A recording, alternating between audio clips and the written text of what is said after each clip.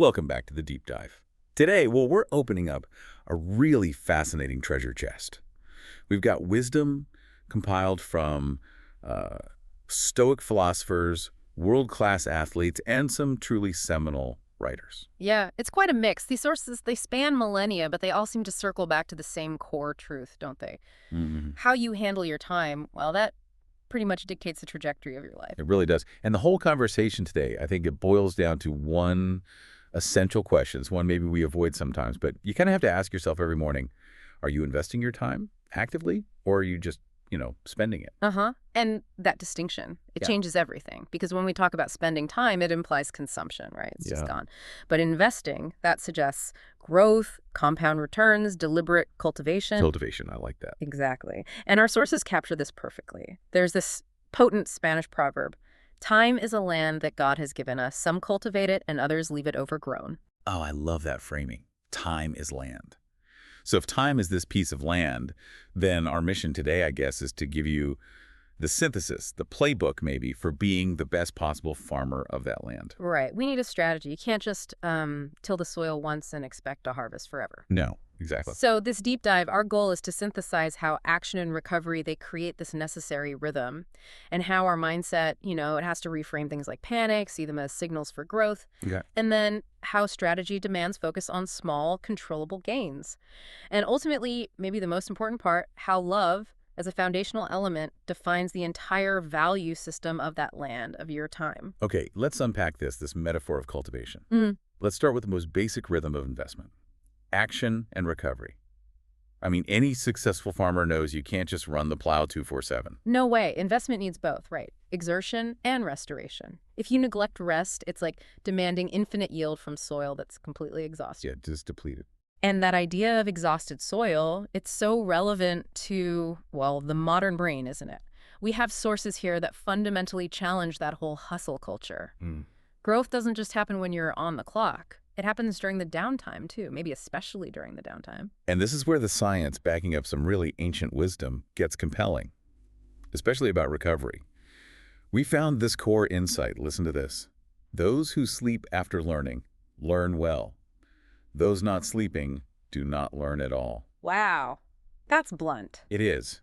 And it's not just a cute quote, right? Sleep is like the ultimate investment activity for your brain. It absolutely is. Just think about what's happening chemically.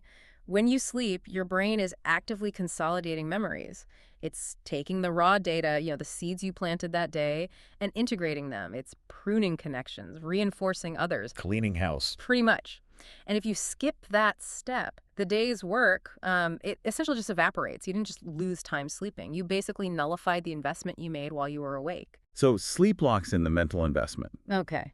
But we also need physical release, Yeah. right? If you're talking cultivating a field, you can't just sit in the farmhouse staring at it. You got to walk the perimeter sometimes. Absolutely. And Carol Welch emphasized this. Physical movement is like profound medicine. It changes your physical state, your emotional state, your mental state. It's the ultimate interrupter of feeling stuck, of stagnation. Right. And our sources point out this fascinating historical link.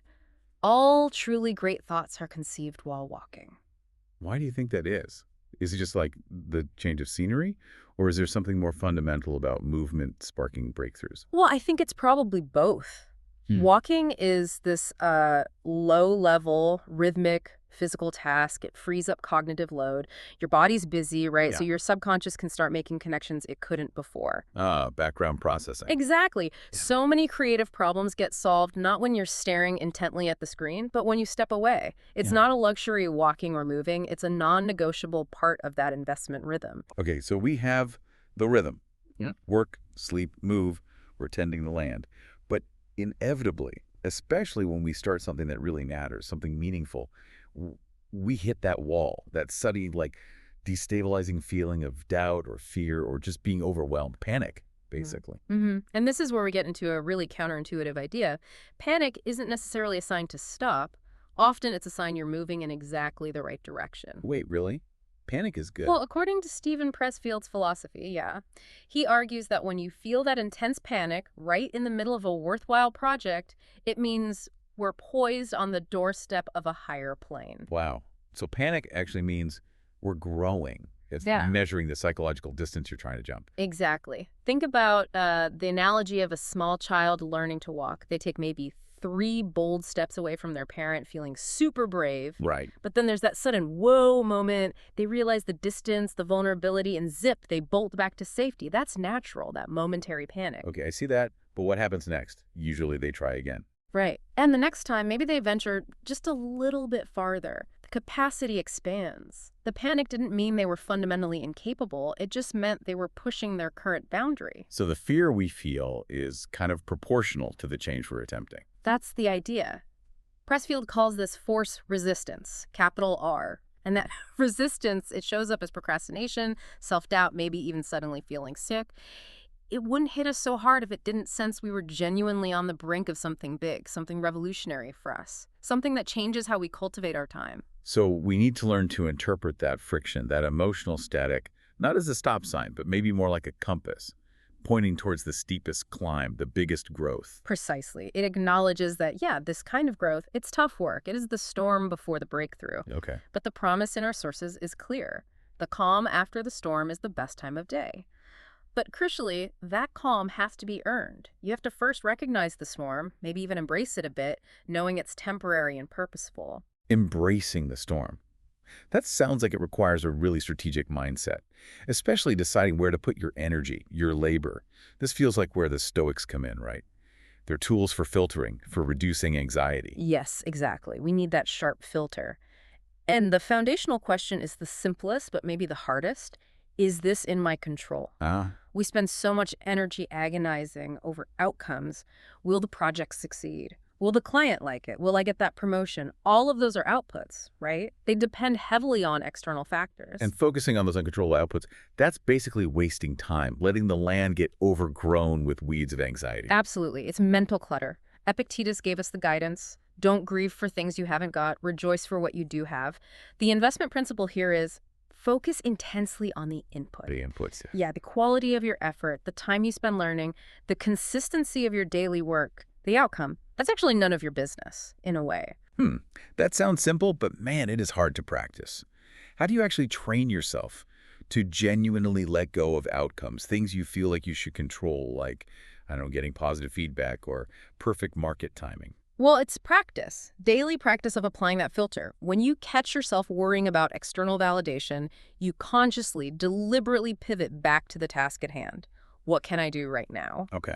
And that mindset right there, it instantly separates the time investors from the time spenders. Jim Rohn totally nailed this. If you want it, you'll find a way. If not, you'll find an excuse. Yes.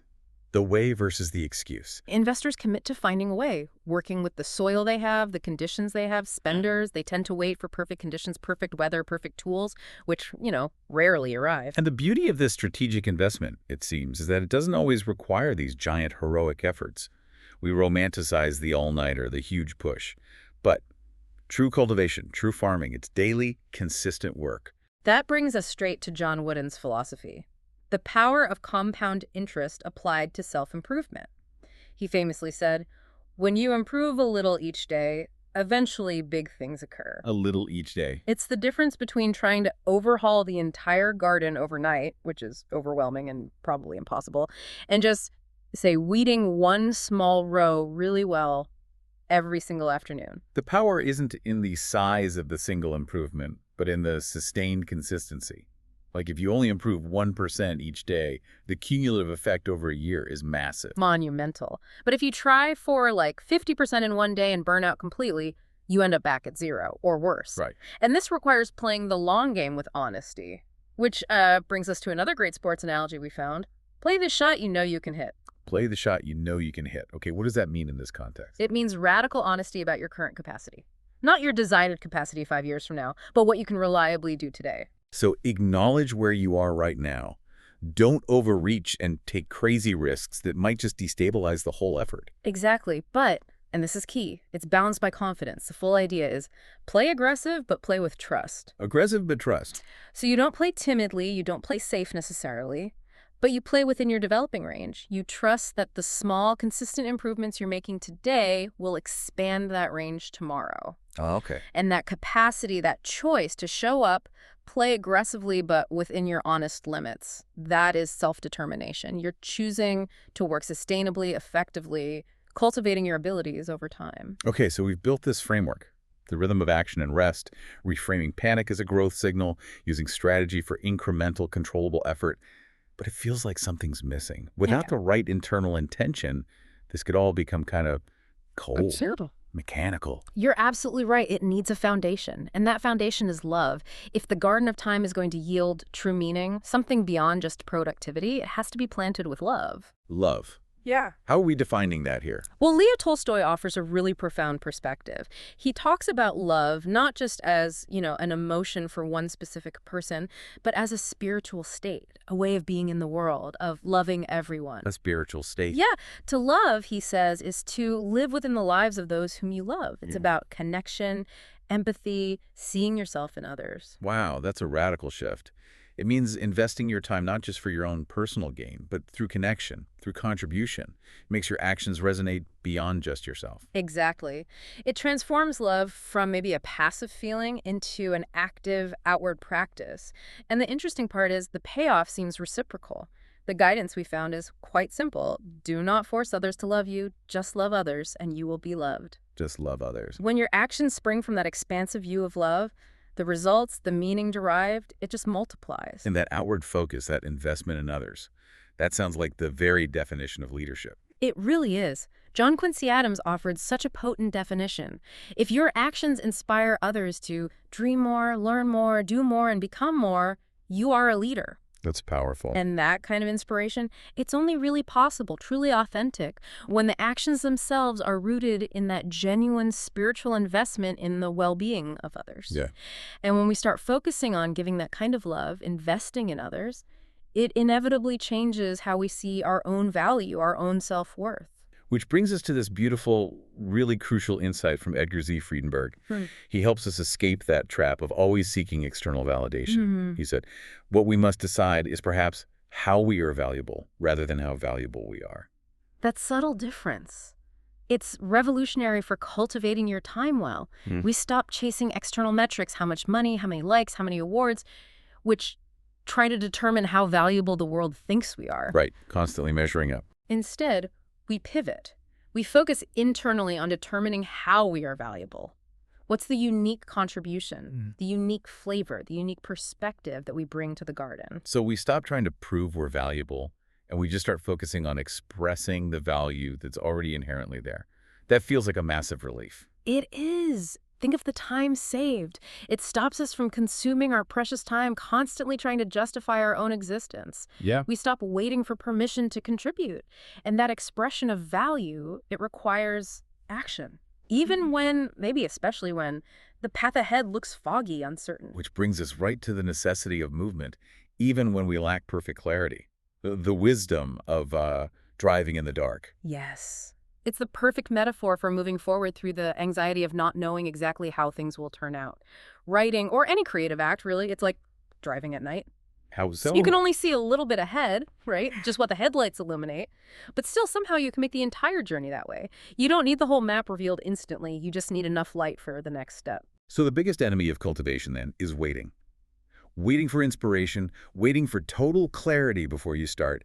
We have to be willing to just, as the source says, put work in every day. Exactly. And this ties right back to Pressfield and resistance. Writers, he says, don't usually sit down knowing everything they want to say. They write to discover themselves.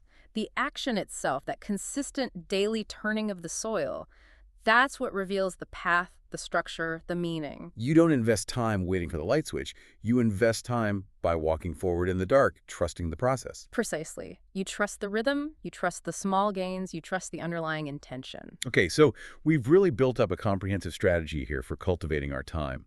We honor that dual rhythm of work and rest. We learn to use panic as a navigational tool, believe it or not.